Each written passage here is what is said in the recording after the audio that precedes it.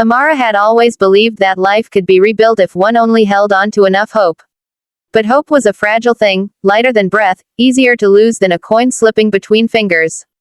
After her husband died, she tried to gather every piece of hope she had left.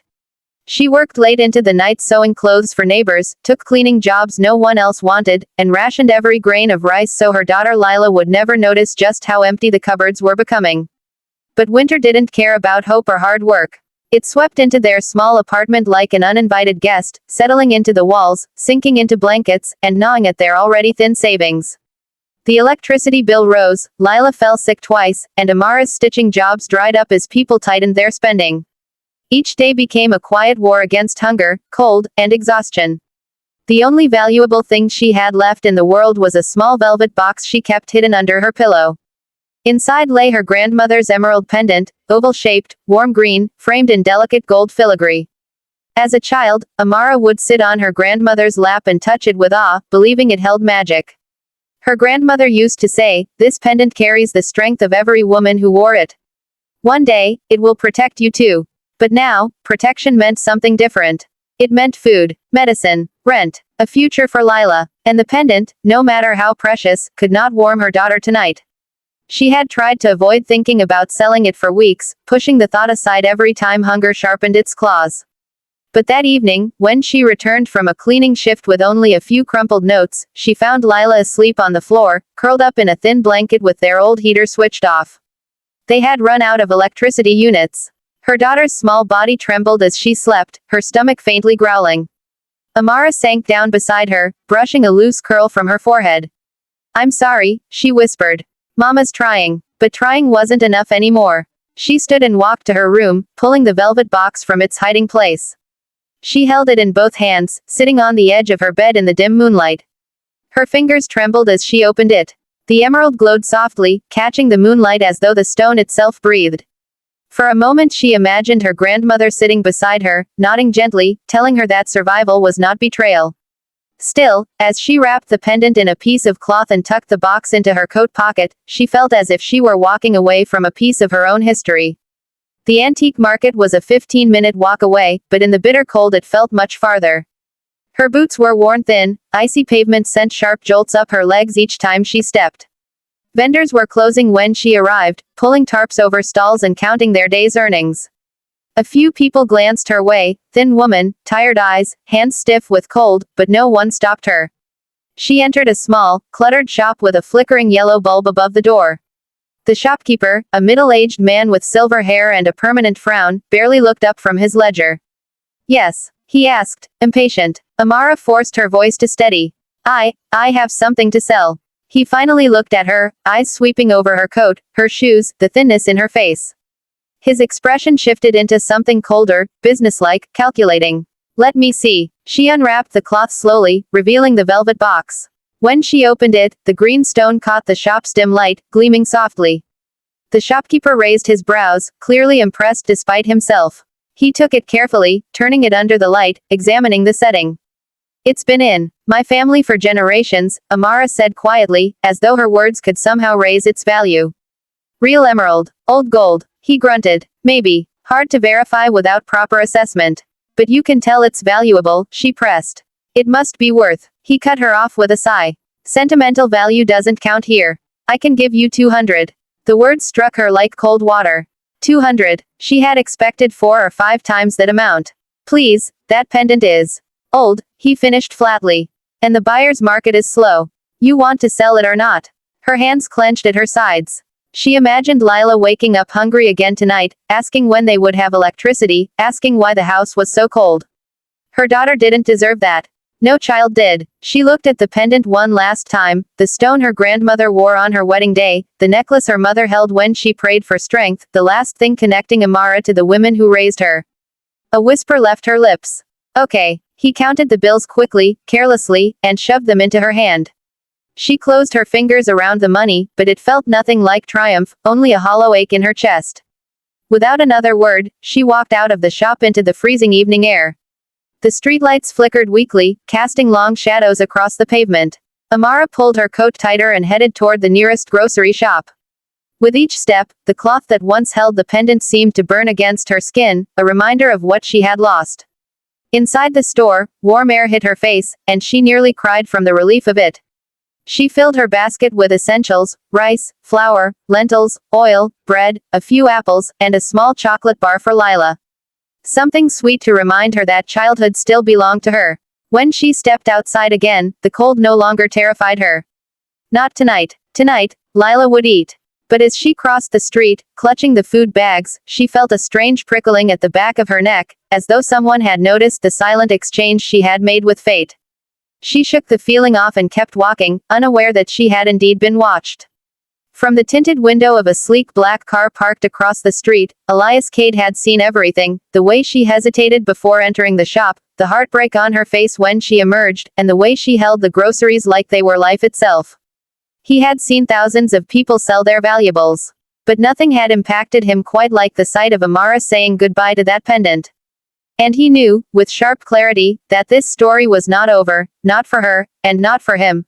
The morning air was sharp, the kind that bit at fingers and seeped through fabric no matter how tightly it was wrapped. Amara stepped carefully along the market street, her breath turning to pale clouds in front of her.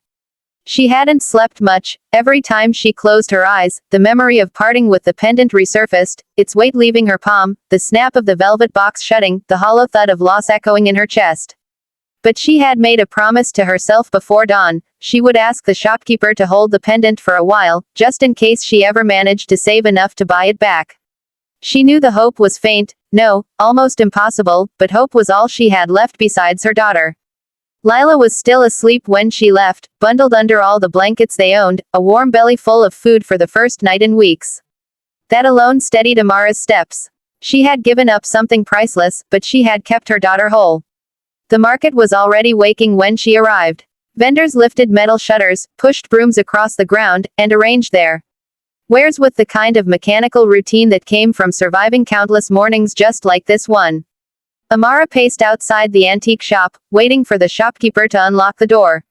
When he finally appeared, coat buttoned crookedly, coffee cup in hand, Amara felt her heartbeat quicken.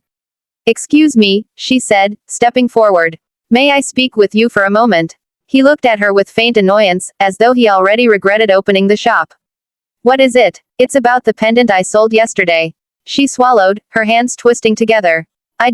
I wanted to ask if you could hold it for a while before selling it. I can't buy it back now, but maybe." "No," he interrupted. Her breath hitched. "No, it's gone," he said, unlocking the door with a metallic click. "Sold it last night. Cash buyer." Her vision blurred for a moment, a soft wave of dizziness washing over her. "Already," she whispered. "Look," he sighed, stepping inside. "I'm running a business, not a storage unit. You sold it. It's done." He flicked on the shop's lights and didn't spare her a second glance. The dismissal was sharp, stinging more deeply than she expected. Amara stepped back from the doorway. Her eyes burned, but she blinked the tears away. Crying wouldn't bring the pendant back. Crying wouldn't change anything at all. She turned to leave, clutching her coat around herself. Her boots crunched softly on the frosted pavement. She felt strangely weightless, as though something had been cut from her, not just the pendant but the thread connecting her to her past. She didn't hear the footsteps behind her until a warm baritone voice said, "Excuse me, ma'am." Amara spun around. The man standing a few feet away looked entirely out of place in the shabby market, tall, broad-shouldered, wearing a wool coat tailored to precision. His dark hair was neatly styled, his shoes were polished, everything about him suggested wealth, the quiet, unassuming kind that didn't need to announce itself. But it was his expression that startled her. He wasn't cold. He wasn't impersonal. He looked gentle, almost concerned. "Are you Amara?" he asked. Her brow furrowed. "Yes. Do we know each other?" "Not in the usual sense," he said. "But I saw you yesterday. At the shop." Her breath shortened. Shame prickled under her skin. Had he seen her desperation? Her bargaining? The humiliation of accepting far less than the pendant's worth? She didn't know whether to apologize, walk away, or pretend she wasn't the woman he'd seen. He reached slowly into his coat, not wanting to alarm her, and when his hand emerged, he held a familiar velvet box. Amara's breath snapped in half. Her hands flew to her mouth. "No, that can't be." The man stepped closer and held the box out to her with both hands, as though offering something sacred. "I believe this belongs to you." She stared at the box, unable to lift her arms, afraid that if she touched it, it would vanish like a dream. Her voice came out as a trembling whisper. Why would you give it back? He looked at her in a thoughtful, almost reverent way. Because some things have value far beyond money, he said quietly. And because I saw what you did yesterday. You didn't sell an heirloom. You sacrificed a piece of your heart to take care of your daughter. His words broke something in her, not painfully, but gently, like a knot loosening after years of being pulled tight. Her fingers finally moved. She reached out slowly, as though afraid the box might burn her, and took it from his hands. She clutched it to her chest, her breath shuddering out of her. The man didn't interrupt her silence. He didn't rush her. He simply stood there, letting her feel the weight of what she had regained. After a long moment, she managed to speak. I don't understand. Why would you let me have it back? Because it wasn't mine to keep, he replied. I bought it because I recognized its worth, not just financially, but emotionally. And then I realized, some things are only complete when they're with the right person. Her eyes filled again, but this time the tears weren't from hopelessness. They were warm, heavy, full of something she hadn't allowed herself to feel in a long time, gratitude. You don't owe me anything, he continued. But if you're willing, I'd like to help you and your daughter. Not out of charity, out of respect. She stepped back slightly, instinctively cautious. Help us. How? He hesitated as though choosing his words carefully. My name is Elias Cade. The name hit her like a soft shock. She knew it. Everyone did. Billionaire investor. Founder of the Cade Foundation. One of the richest, most influential men in the city. Her legs felt weak. I run several community programs, he said. Job training, financial assistance, housing support. But what I saw yesterday, he exhaled, his gaze warm but firm. It told me something important. You're someone who fights for the people she loves. And people like that deserve a chance to rise again. Amara bowed her head, overwhelmed. I'm not asking for anything now, Elias added gently. Just, let me help you find stability. A job you deserve. A place where your daughter won't go hungry or cold. Think of it as an investment in a future I truly believe you can build. A tear slipped down her cheek. I don't know what to say. You don't need to say anything yet, he replied. Just allow yourself the possibility that life can still change. The marketplace buzzed softly around them, vendors setting up stalls, the clink of crates, muffled conversations, but for that moment, it felt like the world had paused. Amara held the velvet box so tightly her knuckles whitened. The pendant was safe. Her daughter was safe. And for the first time in months, her future wasn't a narrow corridor of fear but a quiet doorway opening into something new. She looked up at him, hope timidly flickering to life in her eyes. Thank you, she whispered. Elias smiled, small, warm, sincere. You're welcome. And there, in the cold morning light of the market, Amara realized that sometimes the kindness of a stranger could mend parts of the heart she hadn't even known were broken.